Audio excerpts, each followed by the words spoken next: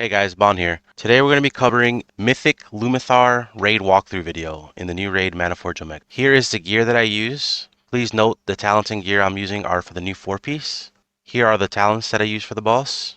If you have any questions in terms of rotation, I do have a elemental guide linked in the video below. I also public log now, my guild does, so those are also linked in the description below. Let's get started on the video. Before we start, if you have any questions on weak auras or profiles or UI, please join my Discord linked in the description below. I have everything available for you there.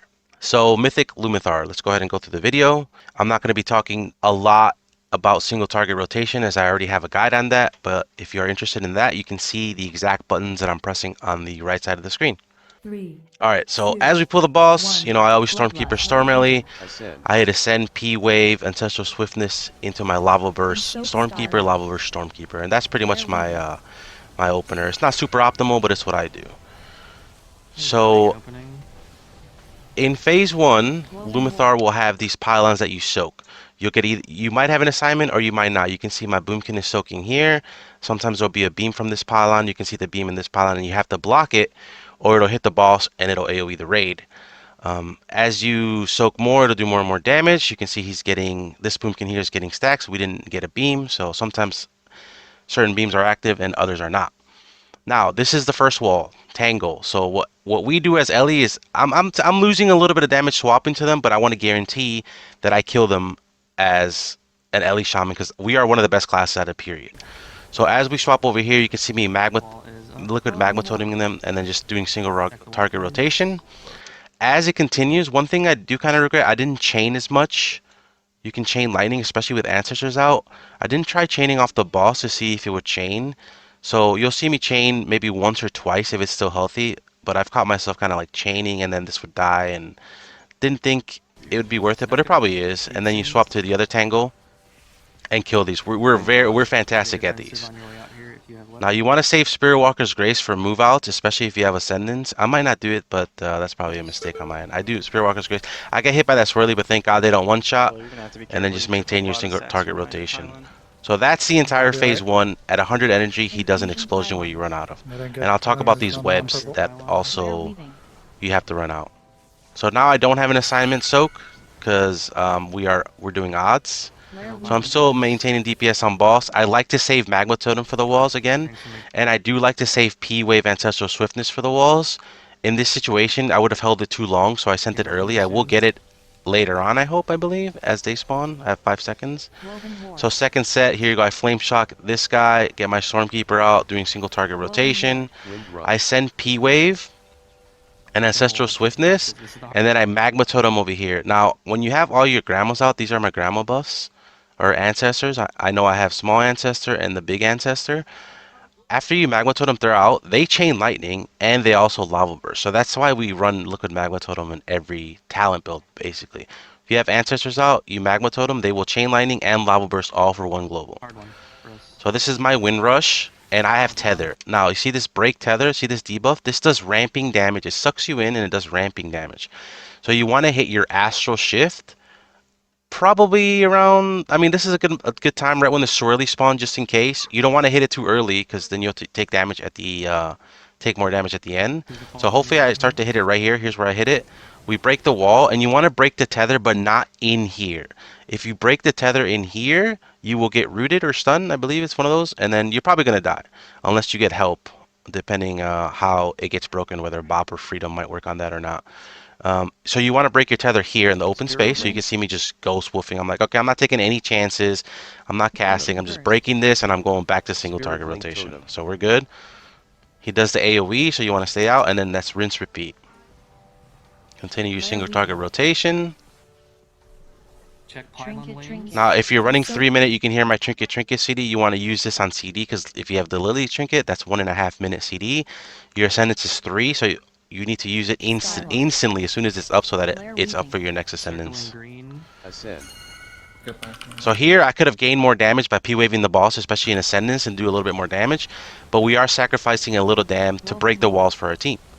So here we re-Flame Shock the boss, P-wave on the boss, we Magma Totem this. It's probably a mistake. We should have Magma Totem and then We should have flame shocked this guy and then magma totem over here. But it's okay. Then we flame shock this guy and then DPS this. We should be top damage on these tangles by a ton. We're like really great at that. And we do sacrifice a little boss Sam for sure. I mean, maybe more than a little, but I was happy where I ended on this fight. Again, keep Stormkeeper on CD. P-Wave is P-Wave Ancestral Swiftness. We have that's like our little mini burst, right? Because our 4-piece gives us extra damage when after we P-Wave, and we have a Giga Grandma. So here, hopefully, I do this ideally here. I should be flame shocking. P-Wave Ancestral Swiftness, and as soon as he spawns that, you want to Magma Totem, because you see all these chain lightnings. This is Grandma. Chain lightning hits this, chain lightning hits this, and then they also lava burst the target, which is pretty cool. Get close. And I think I cast 2 chains there. I'm like, okay, you can chain off the second one, which is a good idea. And if the first one's still alive, it'll chain there. So here, I have nothing. No Spirit Walker's Grace, no Ice Fury. So I'm like Frost Shocking, but it's not necessarily empowered. So it's just like it's better than not casting anything. Back to single target rotation. Basically, Lava Burst all your spells, because Lava Burst buffs your spells. Now here is, in retrospect, where I should have assigned myself to different soaks, because my Ascendance is coming up, so this gets a little hard, and I don't have Spirit Walker's Grace, so this gets kind of goofy. Your second Ascend is crazy. I wait until both the walls are active. Like I cast my Storm Ellie, I'm going to cast Stormkeeper. As soon as they're both active, I'm going to hit Ascend because that's going to Flame Shock the boss and both guys. And then I'm going to P-Wave and I get tethered. Worst case scenario. Not only was I like meant to be soaking, I get tethered in Ascendance with no Spirit Walkers. So I'm just single target rotation these guys, killing these tangles. I'm pretty sure I just solo these tangles. My Spirit Walker's Grace comes up, I go back to the boss, single target on boss.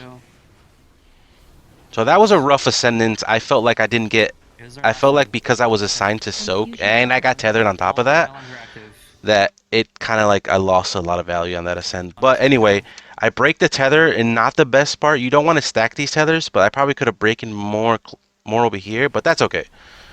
We lived, we Astral Shift to make sure we don't die to that tether because it does a lot of damage, and we go back to single target rotation. All pylons are active. Now at 50%, he's gonna go into his phase 2. He takes extra damage, and it just becomes a DPS check at that point because the room starts getting smaller and smaller. Alright, so here we save this P-Wave, of course. Like always, refresh Flame Shock on that guy. The problem is if you refresh Flame Shock has a CD. I don't know why, Blizzard, please. So you can't just Flame Shock this. So what you have to do is you end up sending P-Wave on the boss probably. Yeah, and then make sure you spend your Ancestral Swiftness with Lava Burst, and then I'm just going to Magma Totem this.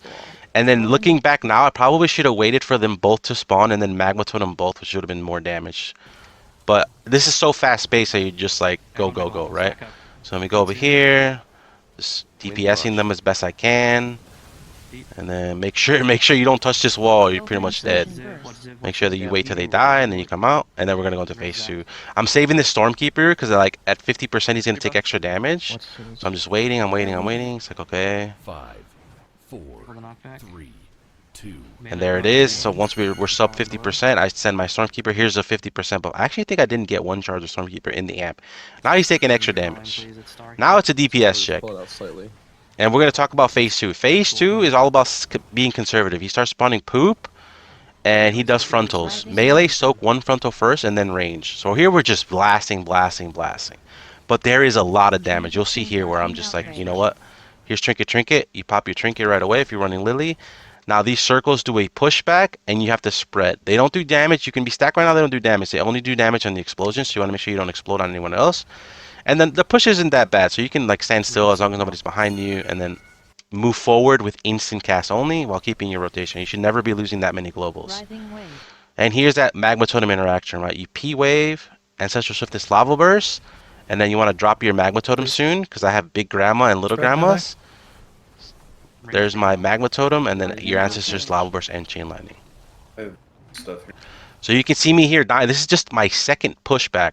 I use my Totem, and I use a Health Stone, and I'm still dying. If I didn't Totem or Health Stone there, I'm dead. Right? And I'm still dying, so I'm watching my health. I'm like, okay, like, can a homie get a heal?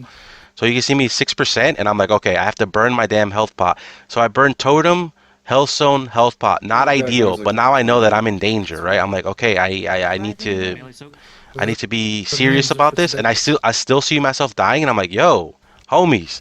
So I popped Astral Shift, and I'm like, okay, I'm still dying through Astral Shift, so I'm like, you know what, I'm not taking any chances because we're getting the pushback. So I Healing Surge, boom, Healing Surge, boom. All right, we're living, back to single target rotation. Okay, Rain Soak. Keep yourself alive, right? Because if you're dead, you're doing 0 damage. If you're alive, you're benefiting your raid. So you can spread back So to here, the- it looks like the frontal doesn't actually like do. Oh, it gives you that dot. That's what it does. Okay, and then with the pushback, it's like amp, right? So now now I'm in danger. Now I'm getting a pushback with the dot. So look, you see me. I'm already prepping. Look at this. Healing Surge. I even Earth Shielded again. Healing Surge. Healing Surge. I get some crits. I'm like, I'm back, baby. So we're DPSing. I'm taking 0 chances. I'm not dying. We're killing this boss. Spirit Walker's Grace. I probably should have saved that Spirit Walker's Grace for Ascendant soon, because you're gonna be ascending and he's taking amp damage. We're gonna own this boss. And then thinking back now, in Ascendance I should have called for sack, because I'm not trying to die in Ascendance. So here's a pushback again. Here's a Healing Surge from me. I'm not dying. That was pretty healthy. Whoever had the healing CDs there. Back to DPS. Okay, trinket. My Ascendance is up. I just sent P-Wave, but I'm like, you know what? I'm still gonna get a P-Wave window even if I ascend soon. So here's a good time to ascend. Okay, ascend, single target rotation. We're gonna get a Stormkeeper and a P-Wave window, so this Ascendance is fine. But now we're spending. I'm like, please don't let me die. I should have called for something here, but I saw Aura Master. I'm like, okay, maybe we live anyway, because I'm not healing surging during Ascendance. Like I'd rather die. So we're DPSing. P-Wave is back. Send that insta. Send your Stormkeeper insta. Send this Magma Totem as soon as the Ascendance runs out. Boom. So your grandmas can do that interaction. Now it's all about living. My Astral Shift comes up in Ascendance. I'm like, okay, pop this as soon as possible. I'm just trying not to die here, refreshing my instants, my Flame Shock, my Frost Shocks, and then back to single target rotation. This is our last frontal soak here. Blessing of Sacrifice. They sacked me and I'm like, let's go, baby. Okay, P-Wave is back up. Use that insta. Use Magma Totem insta. And DPS. DPS. And I just spam it. And we kill the boss. Hell yeah. And that is my Mythic Loom'ithar walkthrough video. Hope you guys enjoyed. Don't forget to hit the like and subscribe button and comment below if you like this video and you want to see more.